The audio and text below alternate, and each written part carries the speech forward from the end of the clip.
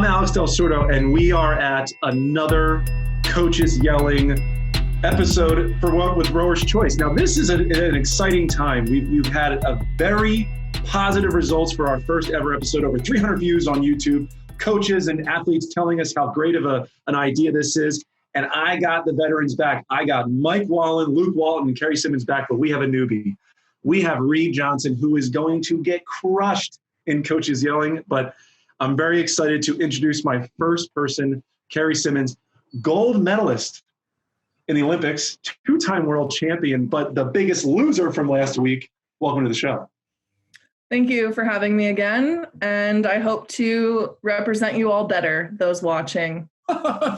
We hope. So there we go. So there's Kerry. Next on the chopping block here is Luke Walton. Now, Luke is the founder of Rower Academy. He is the former ED of the Crew Classic, my favorite regatta. He is also undefeated in the rowing world of college. However, he was defeated badly, really, really bad by Mike Wallin last week. Luke Walton, welcome to the show. Thank you. Thank you for having me back.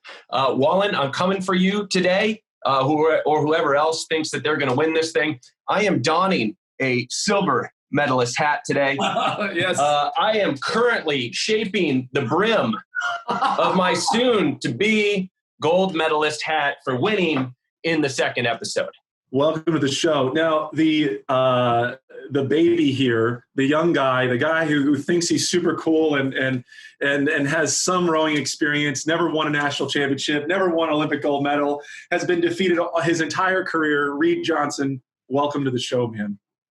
Thanks for having me. I bring that underdog mentality, and I figured I'd also bring the Hawaiian shirt to the montage as well. So thanks for having me on. I'm excited. Thank you for being here. Now, the winner of the first ever. This guy is the only undefeated person here today. Mike Wallin, the program director of Chicago Rowing Foundation, a former Cal Bear, a St. Joe's Prep alum. Wallin, man, welcome to the show. Glad to be back. Looking forward to doing it again. Man, a few words. Now, we're going to start. The first question is going to go to Mike, who was the winner of last week's episode. And the question, I'm excited for this one. I think this is going to spark a lot of debate. Now, rules are always the same. If I like what I hear, I give you a thumbs up. If I don't like what I hear, I give you a thumbs down. At the end of the first round, we're going to have a score, okay? And as you get past the first two questions, one person's eliminated. Mike, the first question is, now I'm like preparing myself for this because I cannot wait to hear your response. Who is, in your opinion, the greatest coach in modern day rowing from 1975 to 2020? All right. Really hard question. It came down to Tom Terhaar, Steve Gladstone for me. With the Olympic championships consecutively, the world championships, it's hard to take anything away from Tom. I wouldn't even try. I went with Steve, and I'm splitting hairs by a little bit because I think there's a little bit more coaching, a little bit more teaching in college versus the elite level, and more importantly, just the amount of stops he's made. He had a dynasty at Harvard. Then he went and won a championship at Cal. Then he went and had another dynasty at Brown. Then he had another dynasty and totally restored Cal's program with 4 or 5 titles there. And then just cherry on top, he decided to go to Yale. I mean, Yale was cute. They were never fast. And what were they? They never had a good crew for how many years? I mean, it was like watching White Men Can't Jump, right? It was like Wesley Snipes was on the basketball court talking to all the guys saying, hey, you can pick my partner and I'll beat you. And they're like, oh, you get the white guy. Well, Yale was the white guy. Steve picked him up, and now they're hustling people, man, because he was about to win 4 in a row again. So you have 10 more seconds. Do you want to use those 10 seconds, or you want to move on? I don't think anyone's going to beat that, so go ahead. Okay. Well, listen. I'll get to my opinion at the end. Next up is Reid Johnson. Now, Reid, I'm going to repeat this question one more time, okay? Okay. In your opinion, who is the best modern-day rowing coach from 1975 to 2020? You're on the clock. That's an easy answer. It would be Jürgen Grobler from Great Britain. He's won an Olympic gold medal in every Olympics that he has participated in as a coach since 1976, keeping with Alex, your time frame, since 1975. He completely reinvented the wheel for rowing in Great Britain. I can get more into that later. He is the only coach to coach a straight 4 to 5 consecutive gold medals in the modern Olympic Games. Jürgen Grobler wins time and again. Now, you have over a minute to go. Do you want to use that minute, or are you done? Because listen, I only got 3 points on you, man. You got to give me other reasons why this guy is it. Yeah. So, I mean, if you also look at his record, he goes pair in 92, pair in 96, 4 in 2000, 4 in 2004, straight 4 in 2008. The 8 gets silver in 2008 in Beijing as well. Let's add 2012, 4 gold, 8 bronze. And then let's just go cherry on top. 2016 Rio Olympics, he goes 4 gold, 8 gold. It's untouched, it's unmatched. He completely invented the wheel for men's and women's rowing with the national lottery funding in Great Britain after 96. Matt Pinson and Steve Redgrave are incredible athletes. They owe their career to Jürgen Grobler. That enough said. Now you're off the clock. I'm deducting you a point, Reid, because you just gave me really great stats. Okay. I didn't hear anything but that. You're just an historian. You gave me stats. Awesome. You ended the round with 4 points. Mike's at 5, still in the lead right now. Next up is Kerry. Now, Kerry Simmonds, I got to say, you got destroyed last episode, okay? So here we are. I'm going to repeat the question. Who is the greatest modern-day rowing coach from 1975 to 2020? You're on the clock. Well, first of all, it was hilarious watching Reid give all those stats with an American flag in the background. But this was hard. You know, I've worked with some of these coaches that have had a lot of success. And what came down to it was who was a coach that inspired me most, not just as an athlete, but as a coach myself. And for me, it's Laurel Corholes. And what I love about this is many of you don't know who this is because she flies under the radar. She's not about attention, about the recognition as a coach. She is all about making fast boats and working with athletes to make them as fast as possible. So Laurel is the assistant coach for the U.S. team. She works alongside Tom. She's had an unparalleled athletic career with the U.S. team, 11 years. Since 94, raced in both sculling and sweep, which I think a lot of these coaches can't say they've done anything athletically, but also to be both a sweep and sculling compete and now coach it. So Laurel is someone that can bring technical boat feel to her coaching, and she helped the American women win a bronze medal at the 2012 games. She helped the women's quad 2012 bronze, as well as 2015 World Championship gold. So this is the first time ever in American women's history that this has been done. And I think if you ever meet Laurel, she's soft-spoken, she's sarcastic, she is highly respected by athletes, and there's no drama. Wow. An obscure coach. I don't think any of us knew who she existed. Luke, of course he did. Incredible. I love that. And you know what? And why Kerry's in the lead with 7 points is because she was pulling out reasons why this woman is a great coach, right? It's how she connects to the athletes. It's what she's done. And you know what? I love that coach supports the greater coach, the one that we all know, right? And the unsung hero, I love it. I love that response. Now, Luke, you're up, man. Luke, Walton, I'm excited because you have had some incredible coaches in your career at all levels, and a guy that on the national team and Olympic team, like, here we go. So I'm going to repeat it one more time. Who is the greatest coach in modern day rowing from 1975 to 2020? You're on the clock. So my answer is Steve Gladstone. And so Mike Wallin's given us the reasons why. I can expand upon reasons and how he has helped me in my development, but that was the route that Kerry's already gone. We can go through stats, but then I'm going to get in trouble for stats. So if I'm going to try to win this at all, I've got to go off the reservation and say, let's talk about how we define success and how these coaches are being defined, right?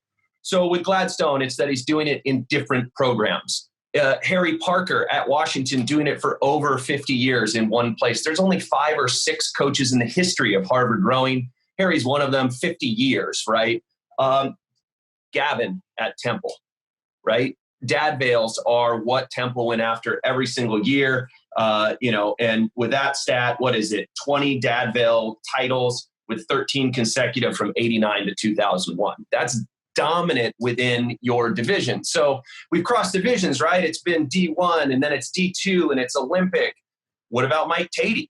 Did it at the collegiate level, did it at the international level, brought it back down, did it at the collegiate level again. So I think it's about defining, how do we define the success of these coaches? Is it at the Olympic level? Is it at the collegiate level, collegiate and Olympic, within divisions, across divisions? And I love what Kerry did with this conversation, because we're also talking about coaches who are a bit unsung, but played the role.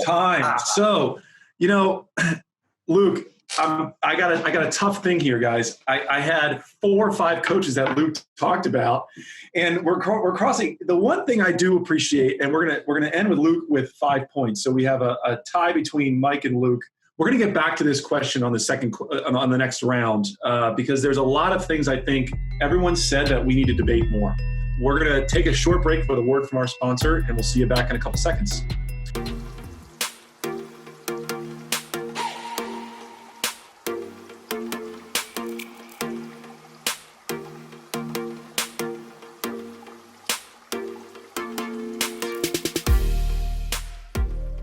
Going to go over the scores here for everybody watching. Kerry, who lost first, are in the lead right now with 7 points. Mike and Luke, a tight second with 5 points, and Reid, a distant 4th place with just 4 points. Give him some credit. But now listen, what I want to go here now is, as listeners, leave us comments. Tell us what you think defines success in our sport. Tell us who you think the best coach is. I'd love for you guys to be involved and give us some feedback on what defines success. We're going to get into question number 2 here. And this is a question that every coach has asked and every kid has asked in a drunken state, or they have just been at the race course. Do ergs actually float? Okay, that's the question. Now, we're going to start with Reid Johnson again. Reid, you're on the clock. Listen, you have 1 minute to answer.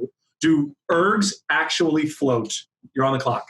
Ergs do not actually float. C2 ergs are not buoyant, but they do, in fact, heavily matter. I think that that is not a topic up for debate. You show me any incredible athlete, international down to the high school level, and they have an erg score to back it up.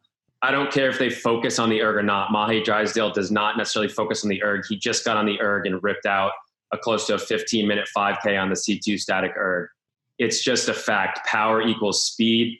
And we always like to sit here and debate, he or she can move the boat better than this person. And okay, everyone's different on their journey, but an erg scores absolutely matter. I can get into any kind of name. Ali Zaid, their 540 erg, he wins the world title in the men's single after only 3 years of training at this elite level after being a swimmer in Germany. It's just, there's so many good, amazing things that come from the C2 static. All right. Well, I think what I love about Reid is he brings in, he's a historian, by the way. He has a degree in history. He brings in the scores and the names. I mean, this guy he just always does it right. Okay. So Reid Johnson, you got 8 points in the first round of the first 2 questions. Next up, Mike Wallin. Mike Wallin, the question for you on the clock: do ergs actually float? You're on.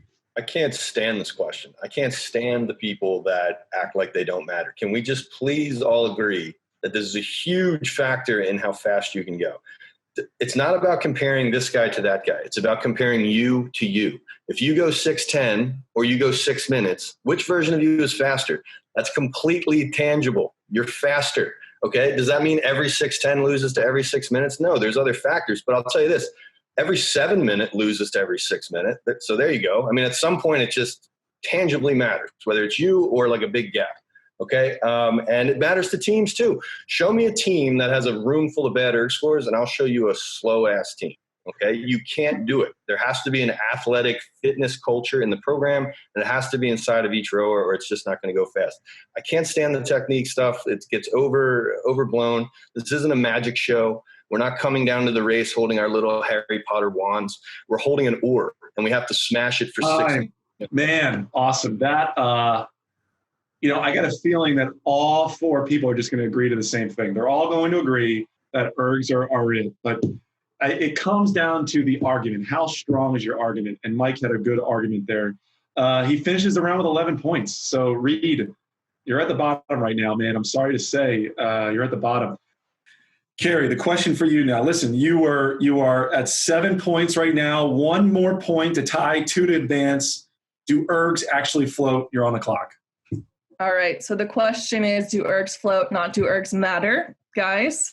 And ergs do not float. Okay. I think I said at the high school level, you can have a good erg score and it will probably win you some races because the gap, the margin is just so much greater. At the elite level, you have to have both.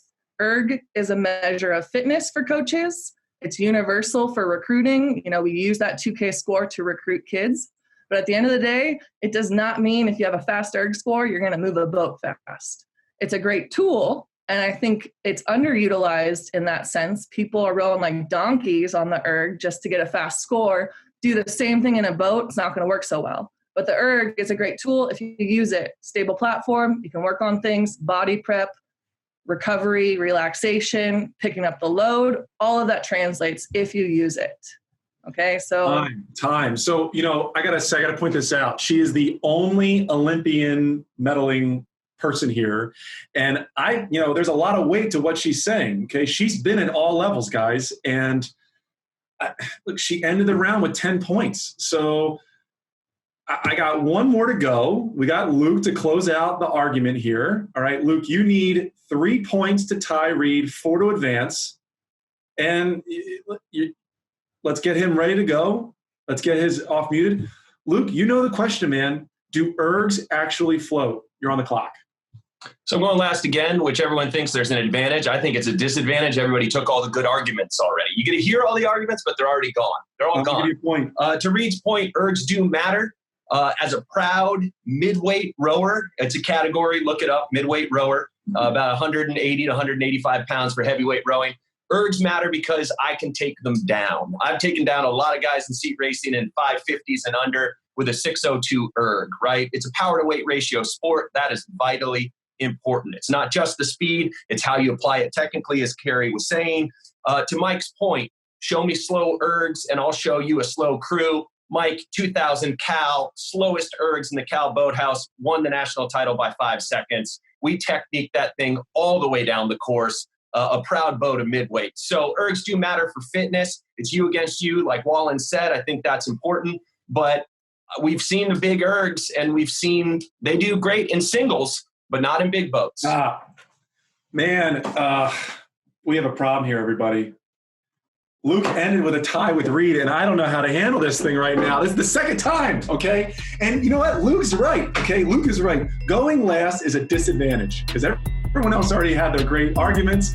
I can't hear you, Kerry. Sorry. So after a word from our sponsors, we're going to come back, and we're going to have a duel to the death between Reid and Luke. More from us soon. Hey guys, it's Luke from Rower Academy, where we give you the information, tools, and training you need to successfully navigate the college recruiting process. Check us out at roweracademy.com and start training for your future today. And we're back now. You know, I did not predict this. I was not trying for this, I promise you. But we have, just like episode 1, we have a fight to the death to make it to the next round. Luke Walton, Reid Johnson. Here's how it's going to go, guys. You are going to have 15 seconds to debate your argument one more time, okay? And I'm going to have Mike come in and help me out here. The two of us are going to work this out, and the winner will advance, okay? So I'm wondering if I have a coin to flip, and I do. So, Luke, call it in the air, man. Tails never fails. Bang, heads. Sorry, man. So, Reid, do you want to go first or last? I'll open us up. Okay, you'll go first? I'll go All first. right, Reid Johnson, you are on the clock. Go. I think it's pretty simple. I've never seen boats go faster and then erg scores go faster. I've seen ergs get faster and then the boat goes faster. It's a simple relationship. They do matter. It is a measure of power and fitness. 15 seconds. All right. So there's his clear argument. Luke Walton, you have 15 seconds to try to beat that. Here we go. On the clock. The way to make ergs float. Rowing is a power to weight ratio sport. Most power you can produce, then take that to the boat. You have to row technically well. That's how you make them float. All right. So his okay. Now I understand where his position is. So it matters a lot it's a fitness tool, but you have to row very well. That's the only way it's going to, so ergs do matter a lot, but they do float. Okay. They don't work hand in hand. Wallin, come on in here, and I want you to tell me who had the better argument. I'm going with Reid on this one. Oh, okay. All right. So now Luke's not gone. Okay. Luke was second last week. He's fourth this week. He's not gone because we're going to use him up in a second. He is going to be the judge with me on who's advancing to the next round. Now we're going to get right into this. We are going to put 4 minutes on the clock. Let's unmute Kerry, Reid, and Wallin. Now, we're going to go back to the first question. I want you guys to debate who is the best coach in modern day rowing. And while this is happening, Luke is going to be taking notes with me, and we're going to kind of determine at the end who's right and who's not. Well, first of all, I'm going to say Laurel can power clean more than any of those two Gladstone. The power clean argument doesn't stand in a who's the better. So as far as inspiring goes, athletically speaking, Laurel wins it. And then also she coaches both disciplines, which I think you guys just said some sweet coaching, which Kerry, pause, you're out, you're mute 10 seconds. She had standalone success. I mean, the argument with Steve, just literally everywhere he goes, and with Yale, he looked, and with Cal, and the second time he went back to Cal, he took two places that were not fast and not even really relevant. Bring Kerry back on. Yeah, no, but again, there's something to be said about sticking with a program long term. And that's my argument for Jürgen Grobler. I love Steve Gladstone. I spent a lot of time with the man in my background. He gets to recruit the best athletes in the world every year, and they all come to his program. That's not a secret. Jürgen Grobler has done it year after year after year, Olympic cycle, world championships. Every single time the GB men put it together, his track record is unmeasured. The success of British rowing in general at the junior under 23 level, it's exploding over there because of what he brought to the table starting in 92 in Barcelona with Matt Pinson and Steve Redgrave. He did it in Germany. It's the success is just incredible. And it's consistent. And I feel like it comes down to whether or not, like, who do you think is a better coach? You know, Mike Krzyzewski or an NBA coach? To me, it's Krzyzewski. I feel like he does a lot more teaching. He's got a lot more of an impact as a coach than the higher level. That's not to say that their job is easy. The egos, the splitting of the hairs, it's so hard to do up there. But I do think you have a more direct impact as a coach if you're earlier on in someone's development as a rower. Kerry, I want to hear from Kerry. I mean, what do you I think we can define a coach, as Luke said, the best coach in many different ways. And for me, I picked Laurel because she's someone that all the athletes that worked with her respect. There's no drama. It's about making boats go fast. She teaches the athletes how to make fun of themselves and not take things so personally, which I appreciate that quality. And it's someone that I took a lot of what she does, coaching style, and applied as a coach, and it worked well. So can you say that? Maybe. I mean, again, I don't disagree that all the coaches you're saying are really good coaches. In fact, probably some of the best. But for me, this is someone that inspired me, and that's why I picked her. Why not high school coaches, guys? Why is no one bringing that up? Does anybody know that Mark Mandel has won 5 Stotesbury medals? How about Bill Lamb? Mike Wallin, you rode with Bill Lamb. That guy is synonymous with winning and success and has turned high school athletes into monsters. Like, why are we not talking about any high school coaches? I mean, we can go back to Bill Lamb, and that only enforces my argument that I just made about the erg scores. I mean, we were crushing everybody in the 90s because we were the first program to understand the value of fitness. I mean, we had – back then, you know, there was not that many guys breaking 630. We would have 16 guys under 630.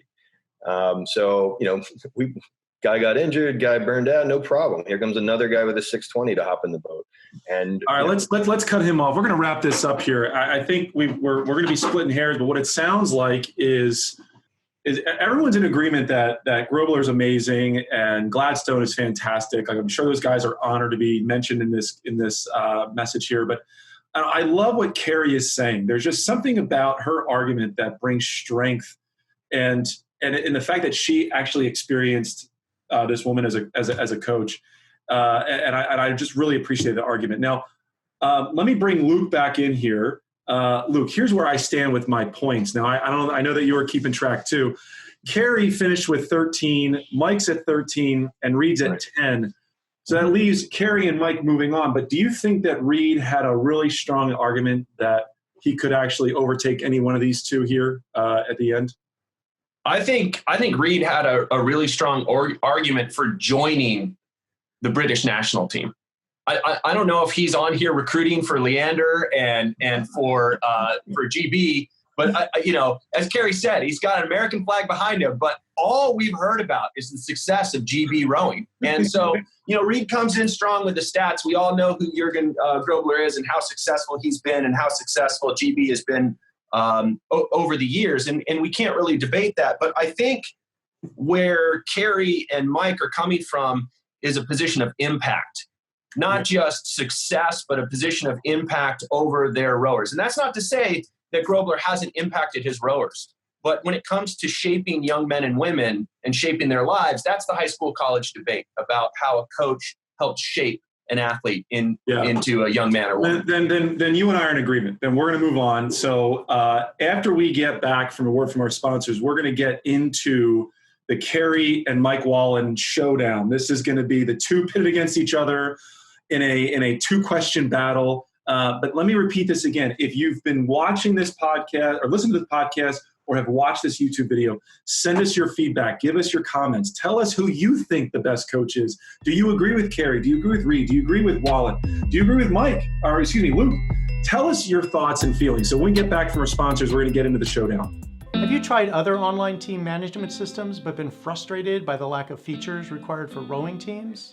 I'm Kevin from iCrew, the only team management system designed by rowers for rowers. It's time to join the expanding community of rowing clubs using iCrew to improve their daily operations. Clubs of all sizes, from small community teams to competitive high school and college programs, are gaining precious time on the water by saving time on land. That's because iCrew combines cutting-edge technology with specific organizational and logistical planning features to create a team management system tailored just for rowing. No other system will improve your daily efficiency and ability to communicate with your team members like iCrew. To learn more, visit us on the web at icrew.club. And we're back. Now, this has been a heavily debated, coaches yelling. It's been a lot of fun, but now we are into the showdown, the meat of it all. Kerry Simmonds, Olympic gold medalist, versus Mike Wallin, a non-Olympic champion. But he is the first place in last week's episode, and the rules are sort of out now. I'll call it South Jersey rules, all right? Mike knows what I'm talking about here. No more points. This is a purely defined success by Luke, Reid, and I. The three of us are going to collaborate at the end of these questions to determine who the winner is. Now, Wallin, you have 45 seconds to answer this question. What do we need as a sport? What do we need to do to improve spectator involvement at a regatta? So what are the things that we need to do at a regatta to get spectators more involved and to enjoy the rowing experience? 45 seconds. We need to celebritize the athletes, man. Like we have that big board watching this race. It's just bow surging back and forth. I mean, we got a long race. It should look like an ESPN football game. They should be pulling up, this is the stroke seat of the great Britain 8. This is his stats. This is what he did. This is how many champions he got. We need fans of these people. Like I barely know who the Olympic rowers are in the United States, let alone the world. Like we need to know who these people are. We need to be fans of the players. We just are like, I'm rooting for America because I'm from America. We don't really have any all-stars like that. We need to do that. The NBA did it. It changed the league. It's what's really, other than the enjoyment of the sport, which we all have because we're rowers, like that's what drives it. You come back to see the people you like. Fine. I mean, that's a great response. Now, Kerry, this goes to you. Now, you know the question, but I'm going to repeat it. You in the U.S. right now, call it the world. What do we need to do at regattas to make spectators enjoy the sport more? What do we have to do to change the experience of a regatta? You got 45 seconds. Yeah, no, first off, Mike, it's just great to see your full head here on this episode and not have it cut off. But I think Mike makes a good point. He just didn't say how. So yes, I agree. I think you need to do more marketing. We need to get to know these athletes. We need more videos, taking advantage of drone shots. I think that's an awesome way to show the beauty of rowing, but also can we have more episodes that feature athletes so that you get to know them? I also think, just expanding on last week's topic, we need more racing. We need more racing during the year at every level, high school, collegiate, and then you also need more racing at the elite level. There's not enough. Funding is a big part of that. I know for elite rowing, why we don't, as a U.S. team, do it as much. So we need more sponsors. Stop. And we need more people. I mean, she's not wrong, guys. She's not wrong. And look, to her credit, she put Mike in his place, didn't answer didn't really say how. Now, this next question is completely obscure, okay? Philadelphia, the Schuylkill, we all know how unfair those lanes are, right? You know what I'm talking about? So the question is, how fair is lane 6 in Philadelphia? You're on the clock. I mean, it depends on the conditions. You want to go hard early in lane 6, you actually have more current in the beginning of the race, and you kind of get hit with a flat spot where you get no help in the last 500 meters. So you definitely don't want to be going into the last 500 meters down if you're on the Schuylkill racing. I mean, it's not a very fair course in general. There's a huge turn in it. People cut lanes. It's a backyard alley brawl of a course for sure. That's good. It's good. Everyone who's ever raced in lane 6 always says, "Oh, it's not fair. We're going to lose the damn race." But I've watched a lot of victories come out of lane 6. So, Kerry, 45 seconds. You're on the clock. How fair is lane 6 in the Schuylkill River? Well, first of all, this is a little unfair of a question because I'm not familiar with this as much. I've only done head racing on that river. Okay. So I'm going to relate it to our wider audience here and relate it to lane 6 at the Crew Classic. So we get some West Coast viewpoints here. It's less protected, lane 6. I'm going to assume on the Schuylkill as well. Have people won from lane 6? Yes. Is it because they probably were marginally much better of a crew? Probably. You just make it happen when you're racing, okay? You don't want to be like, oh, the race course, okay? You either make it happen or you don't. That's it. That's all I have. So let's mute her. Luke and Reid, I'm going to bring you guys in here. I have a winner already in my head, and look, the winner was 4th last week, 1st this week. But I want your opinions. Like, tell me, Luke and Reid, like, who won that argument there? I have to go with you, Alex.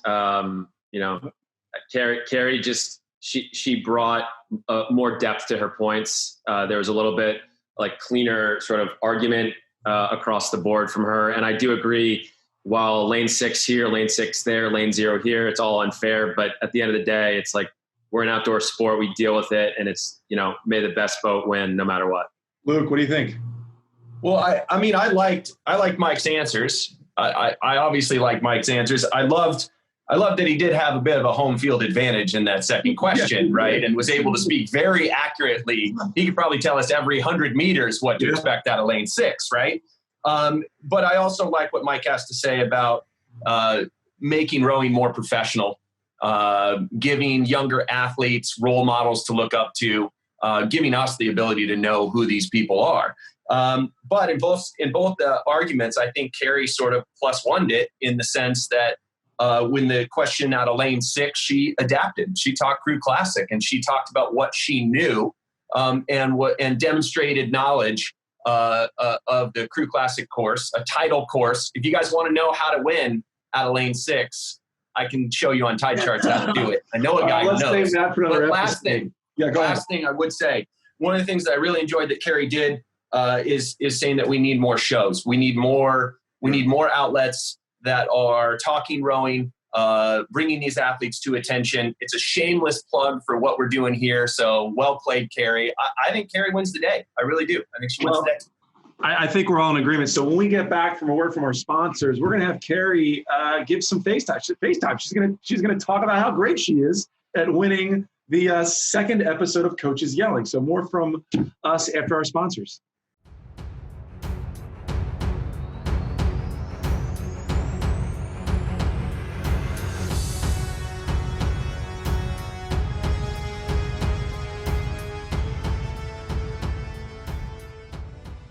And we're back. We have a winner. And for the first time, someone's defeated. We don't have an undefeated winner anymore. So Mike's 1-1 now. Kerry 1-1. Luke 0-2, unfortunately, and Reid 0-1. So we're going to go around the horn here, given their last 10 seconds. Luke in fourth place. Tell us, what do you think, man? How are you feeling today? I mean, it hurt last week to lose to Wallin. It hurts this week to lose to everybody, you know. I got out over my skis. I went ahead and produced this a little bit too early, but trust me, I will be wearing this soon, very, very soon. I appreciate that. Reid in third place, your first ever Coaches Yelling episode. How you feeling today? I feel great. Happy to be here. This is a great group of people. So much good knowledge coming out of the brains here. And I'm happy to be the resident stats guy, and I will continue to refine my arguments to improve my position in the standings. We're going to be calling you in. You're going to be in my ear next episode, verifying stats as we go. Thank you for being a part of this. Mike Wallin, man, I thought you were going to come out 2-0, leading after the first round. How you feeling today, man? Well, for the record, I've never been in lane 6. That's for the slow teams. But I was just going off what I heard. It sucks to lose, but to lose to somebody like Kerry is I can stomach that. Good man. Now, I will say, you know, Mike, you may have lost today, but your girls team has won a lot in the Ergmania Challenge. You have 2 boats in the final 4. So clearly this guy's doing something right. Kerry, the winner, give us 30 seconds. You got the floor. Go ahead. 30 seconds. Well, I will say thank you for all the kind comments, everyone. It's not an unfamiliar feeling to win. It's been a while though, and this does feel right. So I'm going to go into this weekend or this week just feeling pretty good about it.